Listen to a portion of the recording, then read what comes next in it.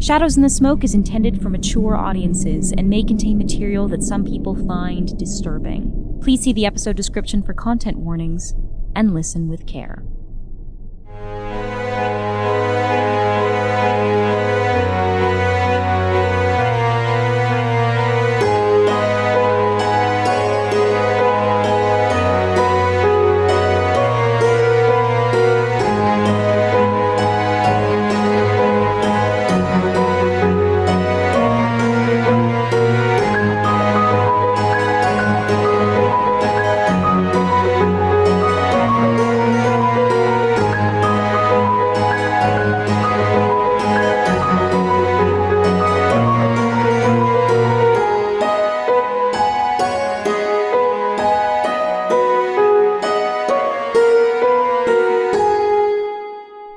Miss Douglas, you are standing on the banks of the raging River Thames, having just contacted a spirit. But right now, all you can focus on are the several large, black, wriggling rats that you are coughing onto the muddy banks of the Thames.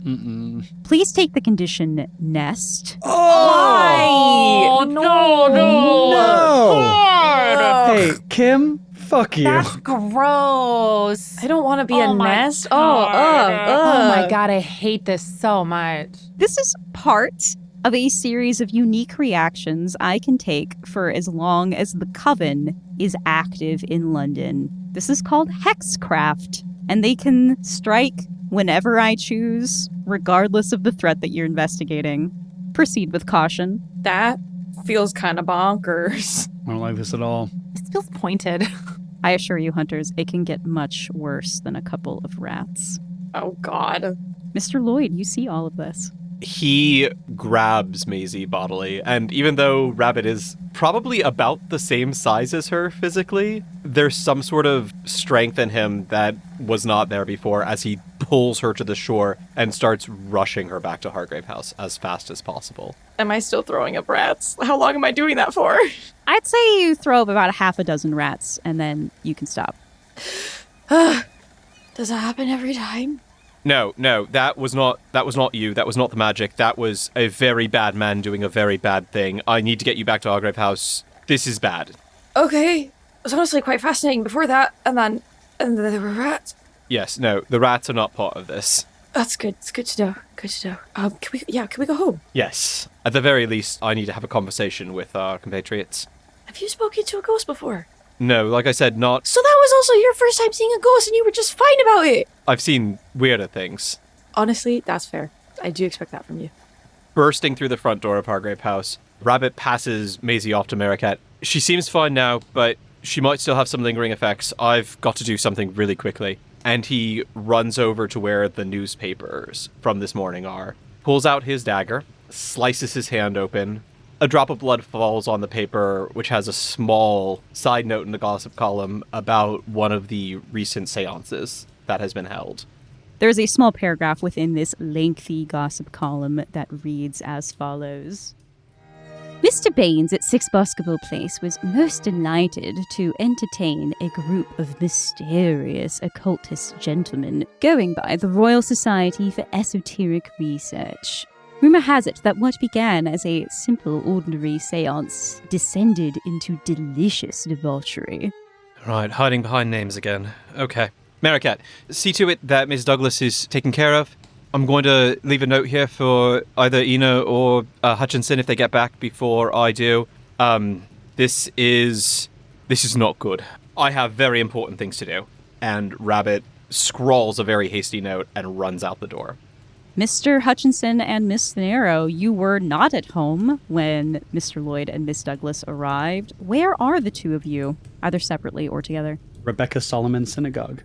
I am there as well. I love that. You arrive within the synagogue of Rebecca Solomon. She looks a little more at peace than the last time that you saw her, the business at the Royal Ballet having concluded. Howdy, Becky. Hello, sir. May I present Miss Ina Thanero? We've met, sir. She holds out her hand. It's good to see you again, Miss Thanero. Lovely to see you as well. Our time at Hargrave House did overlap slightly. Well, then I shan't stand on ceremony. What is it I can do for you? Your namesake was a king of wisdom, yeah? Yes. Well, I find myself in the company of a very wise lady, and her wisdom would denote that failure to save a life doesn't mean we're responsible for it. But Becky, there are deaths that I have been responsible for, and deaths I must be responsible for again, should it come to that. I weren't one of your flock, even in my youth. My folks brought me up to be Christian, but something in me still feels like I gotta make amends with your old man before I jump ship. Let's talk, shall we? Whatever you think is right. I'm out of my wheelhouse here. Will Miss Thanero be joining us, or is this more of a private conversation? Whatever passes between you and I is her purview as well. I don't keep any secrets between us. I see. Tea for 3 then. I'll fetch some cups. I turn to Ina. You don't have to do anything, I don't think. It didn't sit right with me. Completely dedicating myself to you without washing away the sins of the past, and I wasn't about to go back to Kilburn Abbey for several reasons. I am forever a student, so I like to watch and learn.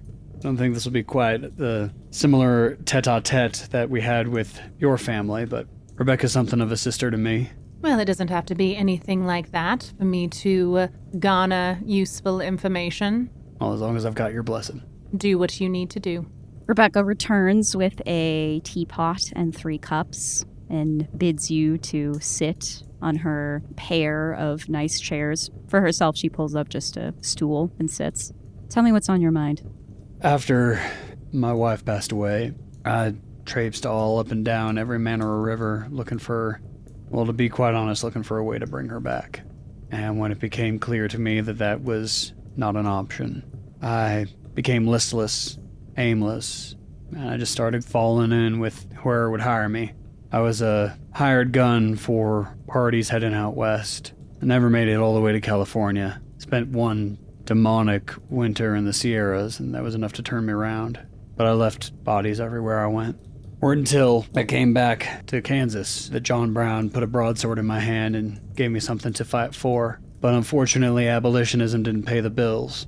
And while I would gladly cut down as many Jayhawks as I did, I had to take other work in order to make ends meet. I produced the pistol. After some difficulty regarding one of his patents, Mr. Samuel Colt made me one of his gunmen, and I did him such service as he rewarded me with his top-of-the-line custom leg. I killed a lot of people with this firearm, and I was hoping I'd never have to use it again, but there is a man what hunts me. If I gotta use this, I want to know I'm doing it in good faith. I don't want to hurt any innocent people no more. It sounds as though yours was a very checkered past before arriving in HH. You don't acquire the skills that I have walking the straight and narrow. All of us hunters, even the best among us, do live in the demi-monde, that shadowed place. I got one foot in one world and one in another. By nature of the work that we do here, innocents get caught up in the line of fire. There are some men, in particular, that have met their maker due to negligence on my part. Try as I might, I can't rid myself of that guilt. One of them was murdered by a heathen cannibal with a knife too big for his britches. Another were just an innocent bystander, a fan who was in the wrong place at the wrong time. I can see that this weighs on you. It does. Well, confession is the first step of atonement. I'm responsible for the deaths of James Whistler and Simon Piedmont, Jenny Johnston, Vera Hale, Richard Harlow, a young monk at Kilburn Abbey by the name of Elijah, and others whose names I didn't have the pleasure of knowing. John, I sense in you a desire to throw yourself on the pyre for your action or inaction, to be punished for what it is you have done. Suppose you're right. I'd remind you, Proverbs 21:3. Doing charity and justice is more desirable to the Lord than sacrifice. He folds his arms, looks over at Ina, and if it's not the Lord I'm concerned with, but my fellow man. Be that as it may, I'd task you with performing acts of service, charity to your community. I think you might find it helpful. Well, you want me to go to a fucking soup kitchen? I'm not going to tell you what to do, John. Well, then I'll find a way to serve. Seem to have a knack for it. Miss Thanero, anything you would like to repent for? No, I don't believe so. And if I did, I would take it up with myself. Miss Douglas, I think Meerkat has seen to you, but what about the rest of your day? While it feels like the not instinctual move, I'm gonna go have a snack, and I'm gonna go down to the larder. Can you leave well enough alone? No. I physically cannot. I don't want a nest in me. Okay, Miss Douglas, down into the larder. What are we eating today? After Meerkat has left her alone, she did take a brief moment to just take a nap and sort of recoup in her room and thinks about what she could possibly do to help the chaos that is slowly encapsulating Hargrave House. And since no one is here to talk to, the only person she really thinks will know anything and will be helpful is Mock. So she marches down to the larder and just goes, Mock, had a bad day. I threw up rats earlier. Don't know what that was about. But the one thing I know I can deal with is the figs. If we can maybe deal with the figs, then maybe we won't have to worry about them anymore and we can just focus on other things. So here we go. Reaches into her fish tank, pulls out a live fish, same as before, and just bites into that. Ate a fish. Oh, God, I hate eating right now. Mock. All right, Miss Douglas, please roll the move for the larder. I'm going to put this at disadvantage because you're still tasting a little bit of rat. I'm going to use my book with pressed flowers that I got from the Fig's house as a sort of starting point of investigation into them. All right, so this is a flat roll with sensitivity. That is going to be 8 plus 3, 11. So on a hit, you may clear a condition. I will absolutely be clearing nest. I don't want that in me. Thank you. Get it out. That's fair. Maybe some fish helped, settle all of that down. And then you get a clue for a current threat. I assume Fig's pigs. Yes, please. Great. We will do that scene and get that clue shortly. Mr. Lloyd, you certainly set off from Hargrave House in a hurry. Where are you going? Rabbit is in a hurry to get to the Basketball Place address that was in the newspaper. He's very aware that he does not want to show his face. So I am going to use one of our custom moves to cast a glamour over Rabbit. I love this. So you are invoking Draw the Veil. I am indeed. All right, let's read it, because it's been a minute since we've talked about it. When you invoke the powers of the Fey realm to obscure the true nature of a person, object, or situation, roll with presence. That is a 9 on the dice, plus 2 for my presence is an 11. So on a 10 plus, your deception goes unnoticed. Roll with advantage when acting to maintain it. So, Mr. Lloyd, what do you look like? A police officer, a copper, if you will, comes knocking on the door of the basketball address. The door is answered by a young housemaid. Hello there, hoping I could talk to the man of the house at the moment. Oh, Mr. Baines? Yes, is he in? He is, sir. Who might I ask is calling? Constable Samuels, following up on a report from the other night. Please step into the parlor. Thank you, ma'am.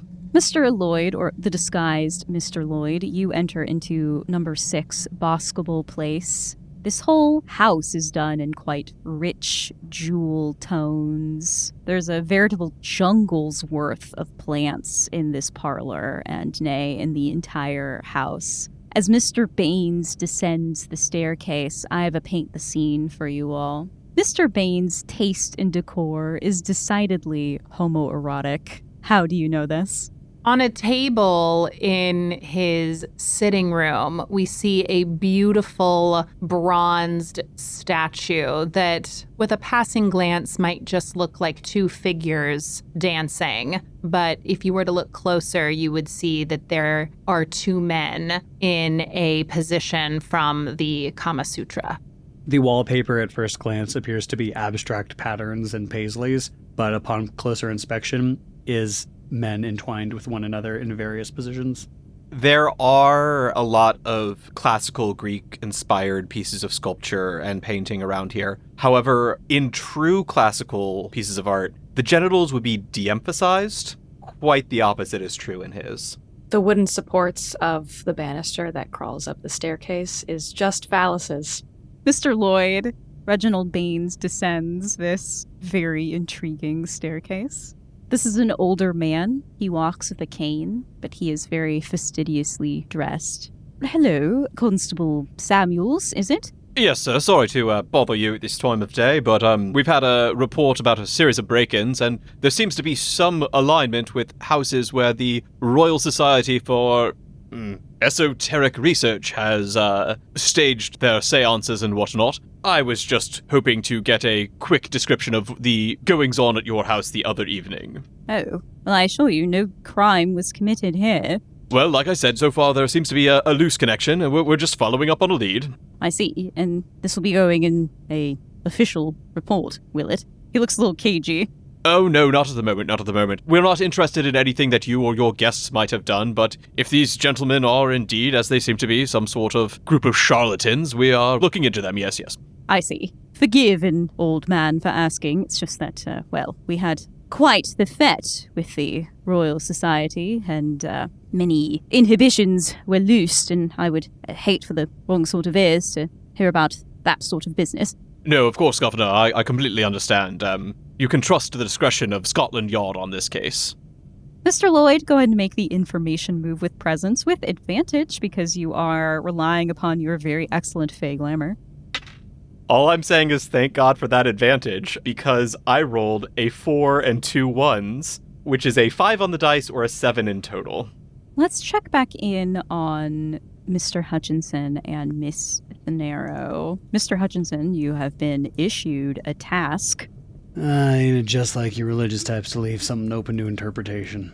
If I could count on my own wisdom, I wouldn't have come here, but I appreciate it, Rebecca. I won't darken your doorstep anymore. I assure you, John, my day is only improved by your presence. And sometimes we just need to talk to someone to confirm what it is we might already know in our heads. It's helpful to have an outside voice issuing you to do the right thing. Another furtive glance at Miss Thanero. I appreciate it. And I can say the same for you, you know. It's always a boon to see you. To that end, we're having something of a soiree at Hargrave House. I would be delighted if you would attend as my guest. I think I would enjoy that very much. Consider Rebecca Solomon my official invite to the Hargrave holiday party. Fantastic. I stand and tip my hat to her. All right, well, I'll go find someone needy, I suppose. Shouldn't be too hard in this city. I look forward to hearing how it goes for you. I extend my arm, Miss Thanero. You go on ahead. I'll be just a moment. Tip my hat to her. Head out, kiss the mezuzah on the way, and stand in the threshold, which is a little bit lighter these days.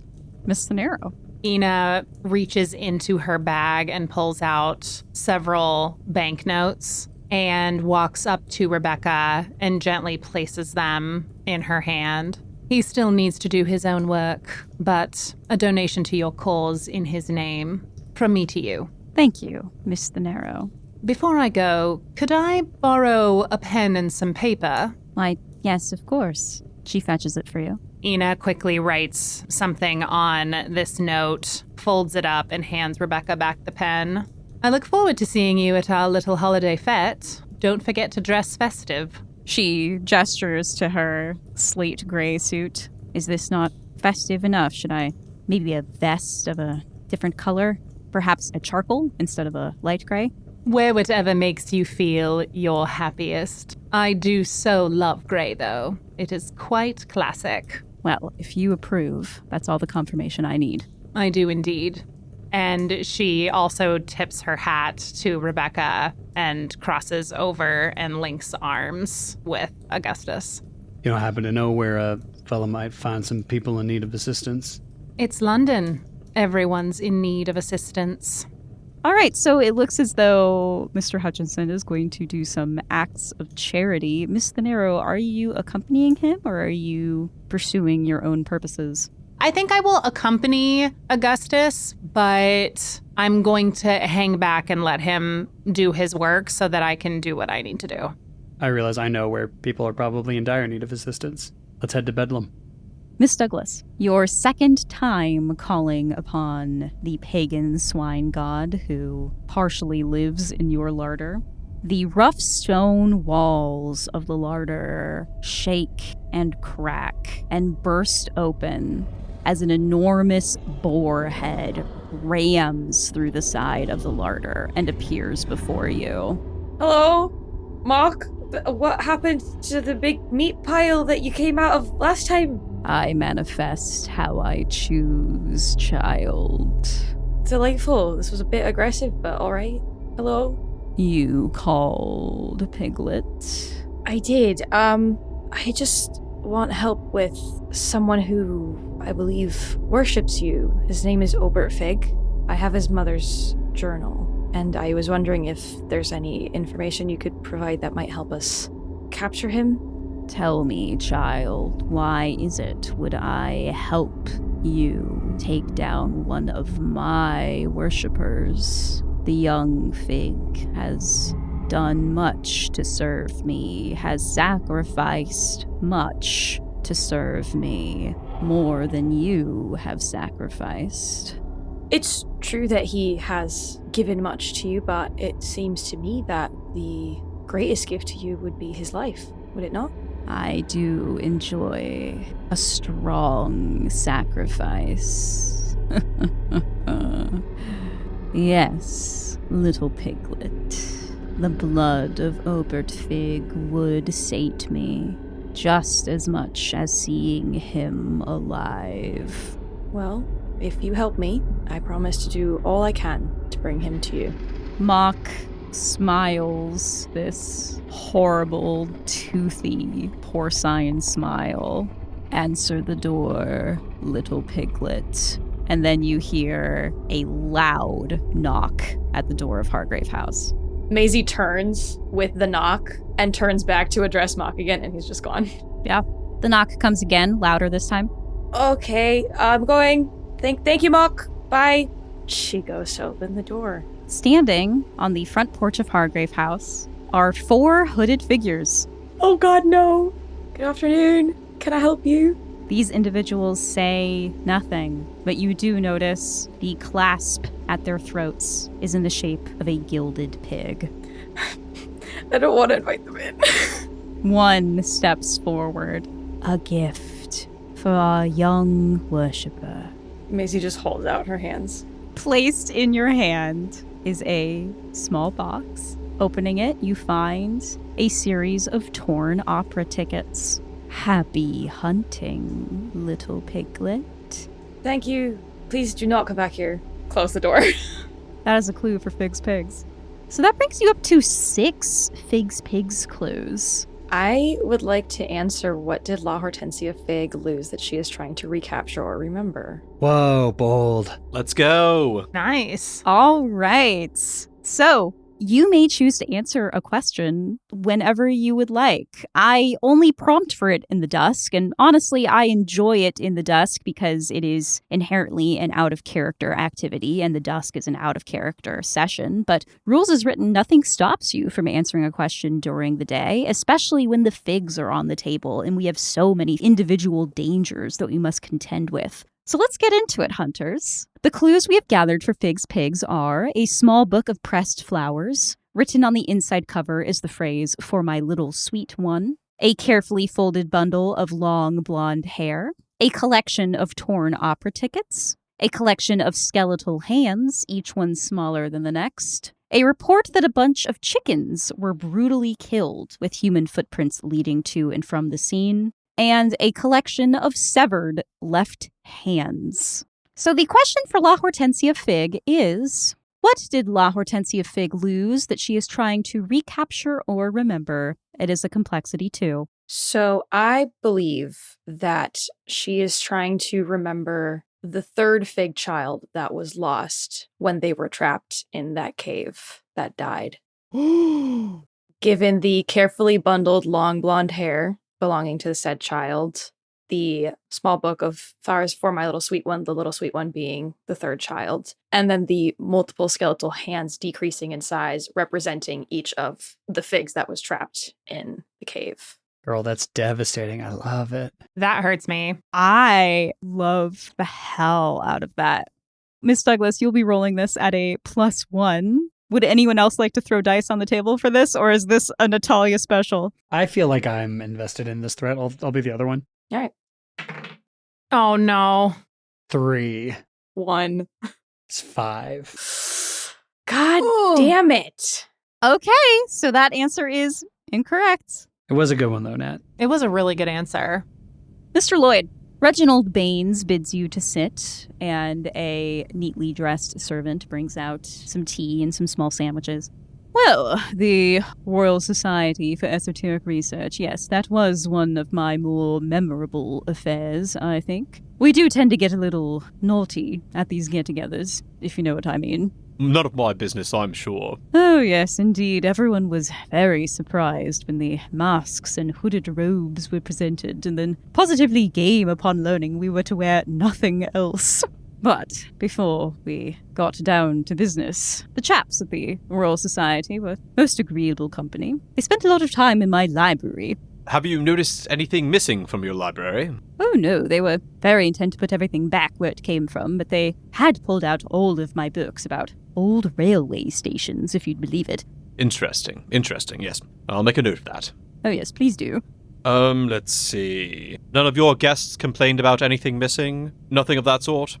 I assure you, Constable, nothing happened that night that was not welcomed. And you said masks. Were the society wearing masks as well? Oh yes. Great horned masks. Very interesting. Other than that, though, nothing distinguishing about the men that you can remember. Well, they were all very handsome gentlemen. Well, like I said, this is still an ongoing investigation. The police appreciate your cooperation. I would recommend keeping an eye on your windows and doors, perhaps getting your locks changed. From my understanding, while they may talk like gentlemen, they are nothing but common thieves. Oh, I hate to think I entertained such rakes. They presented themselves as gentlemen. Yes, well, take it from someone in this line of work. The best rakes usually do present themselves with a false face. Too true. Well, I hope that I was of some assistance, Constable. I'm sure you were. I'll get this on to my inspector, and we'll let you know if anything further develops. Mary, if you could see the constable out. Have a good afternoon, sir. Thank you, Governor. You too. Elsewhere in London, the coiffed gentleman of the Royal Society for Esoteric Research has knocked upon yet another well-to-do house.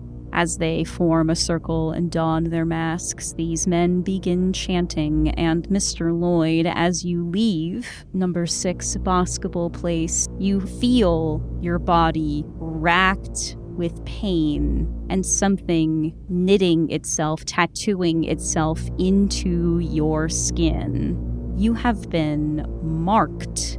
What is this mark, and where is it on your body? Amidst all of the blue tattoos that were once dreams and nightmares scrawled all over Rabbit's body, a new one appears. Not in blue like the others, nor in red like the demonic symbol that he once bore, but rather in black. And it is a figure tied to a tree with a spear piercing their sternum. And it is that spot where the spear pierces that this tattoo appears on Rabbit's chest. Please take the condition marked for sacrifice. Mr. Hutchinson and Ms. Thanero, you arrive at Bethlehem Royal Hospital. I imagine a location that Miss Thanero has visited in her charitable acts. For sure.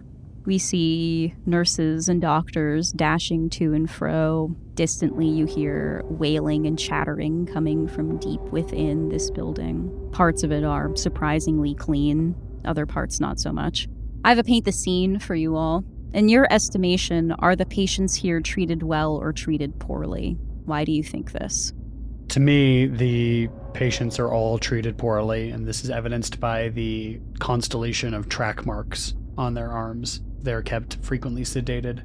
I also think the patients are treated poorly, and this is noted by the contrast between the public-facing areas and the offices of the administrators, which are all spotlessly clean, and then the cells where the patients are kept, which are filthy.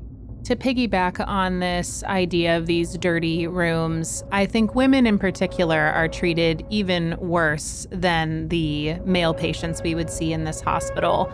And that is evidenced by the women being kept in rooms with no windows.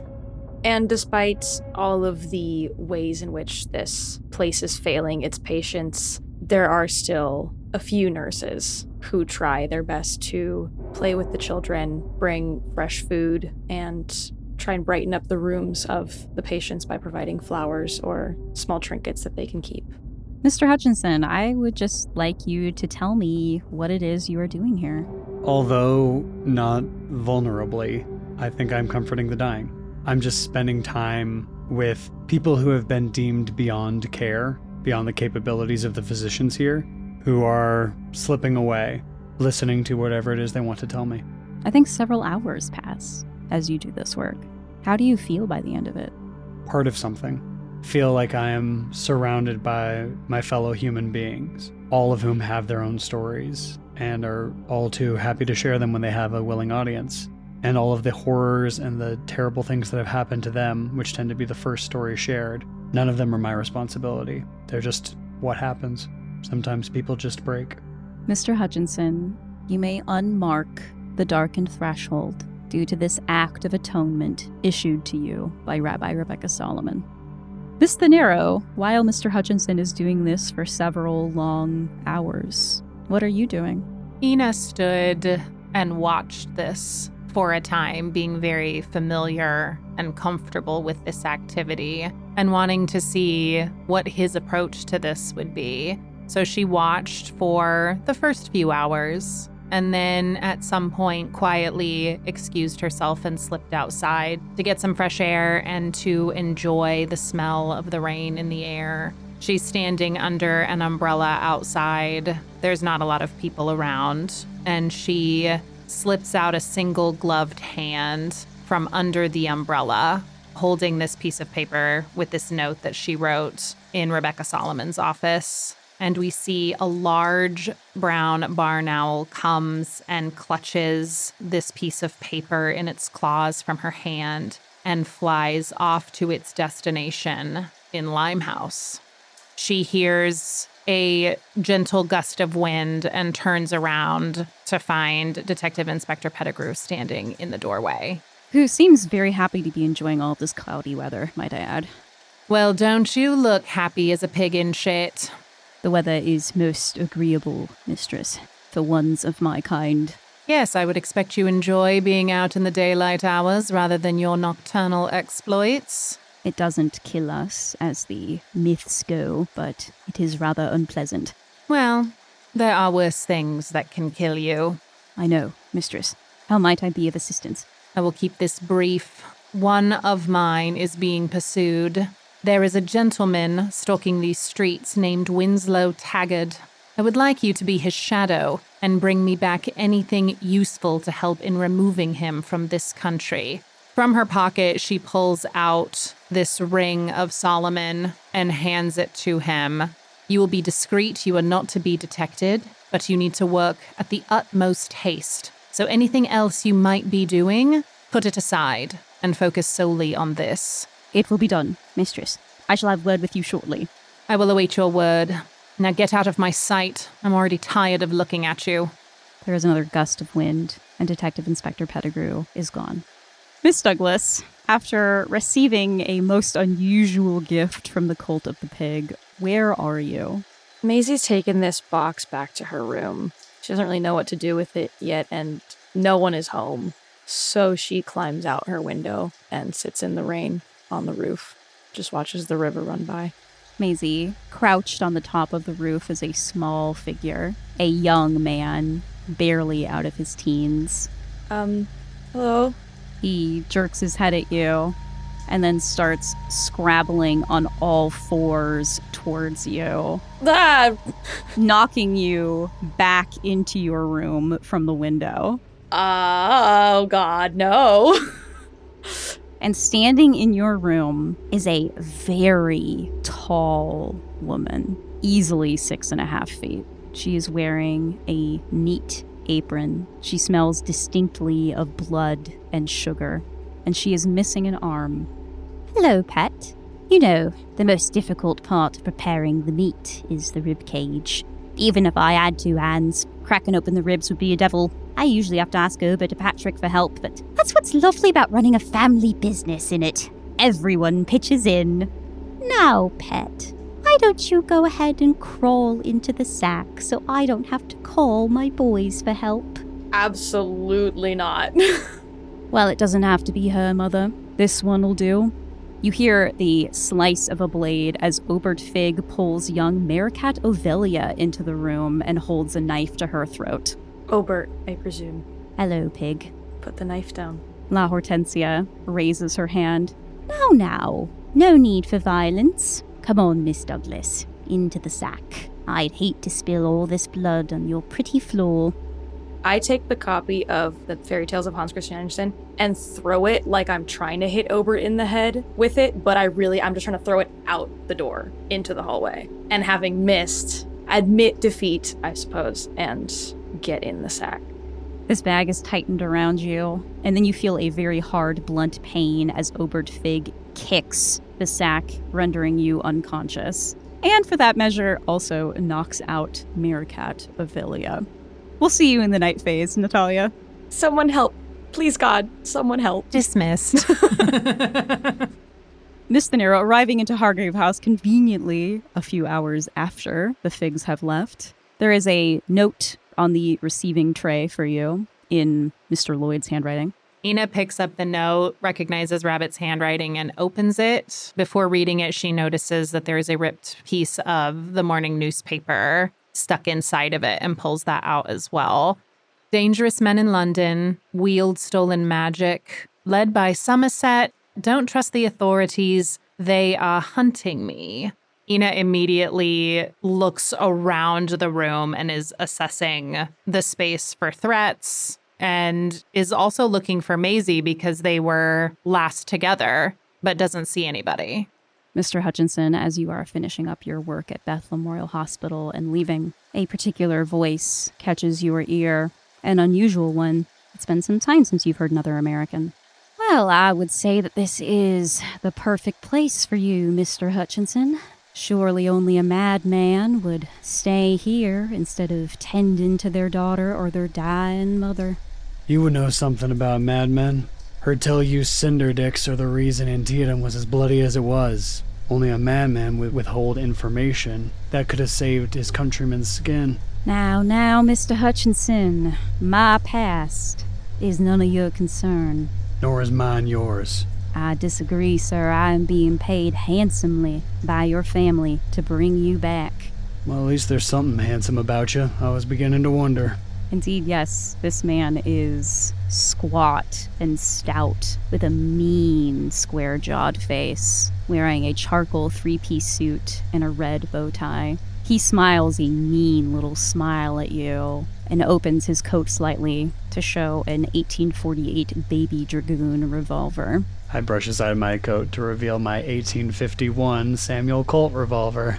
Now, mind you, your mother and dying father did not say you had to be brought back in one piece. Nobody told me you had to be brought back at all. Now come on, Taggart.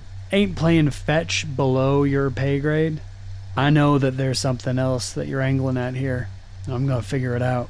London does have its own amusements. You've encountered a few, haven't you? These hunters you've taken in with at Hargrave House? A Mr. Lloyd, a Miss Douglas, a Ms. Thanero. Yes, you are quite fond of her. The jovial we're playing isn't this fun countenance he has on drops at Ina's name. Why, yes, it would be a shame if anything happened to your friends and lovers, when this could all be handled just so peacefully, wouldn't you say? And here I thought my parents had paid you handsomely, but your mouth is right and a check your ass can't cash. And I draw on him, click back the hammer. I'm gonna give you to the count of 10 to get off this fucking island. If you want to save your skin, I suggest you take my advice and leave. Or it's going to be rooster today, feather duster tomorrow. Why, it was very nice speaking with you, Mr. Hutchinson. I do look forward to our next meeting. Or maybe I'll talk to that young Miss Douglas. I shoot him. Absolutely not. Make the night move. Ooh, okay. Fuck this guy. He's threatening my family. What are you afraid will happen if you fail here? I'm afraid that he's not here acting alone, and that even if I take him out, I get gunned down. Oh, Mr. Hutchinson, it's worse than that. This man doesn't want to kill you. Winslow Taggart will shoot the gun out of your hand, wounding you, of course, but that hardly matters, and then clad you in chains and take you back with him to America. Or my dead body. We'll see about that. This is a night move with vitality. I will put this at disadvantage because you are most beloved. You are indeed a very pretty prize for Winslow Taggart. I'm going to use the 1851 Colt revolver in my hand to make that a neutral roll. Sure. 3 and 2 is 5, plus 3 is 8. Okay, Mr. Hutchinson. So, Winslow Taggart is a threat. I can't let you shoot him. But tell me what is happening here. Well, it's the fastest gun in the West. Indeed. Even if I were to shoot this man, then I would have the law coming down on me. That would not be a good time. So while I make it look like I'm going to shoot him, I actually angle the barrel ever so slightly and shoot a gas lamp directly above him, which ignites from the spark of the metal on metal. And as the glass rains down around him, I make my escape. How are you feeling in this moment? I mean, I'm playing cowboy. I'm feeling like a little kid. I'm on the run from my parents, pretending I'm a cowboy. Take the condition, run away. Whole house. But flee you do, back to Hargrave House, coming home to a mostly empty house, a knocked out Maricat Ovalia, and a missing Maisie Douglas.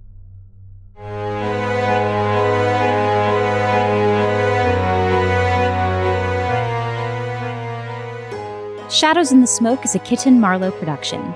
This episode was edited and produced by Kim Dalton and featured a theme song by Jake Pierle. You can find out more about us by visiting kittenmarlowe.com, signing up for our newsletter, or following us on socials.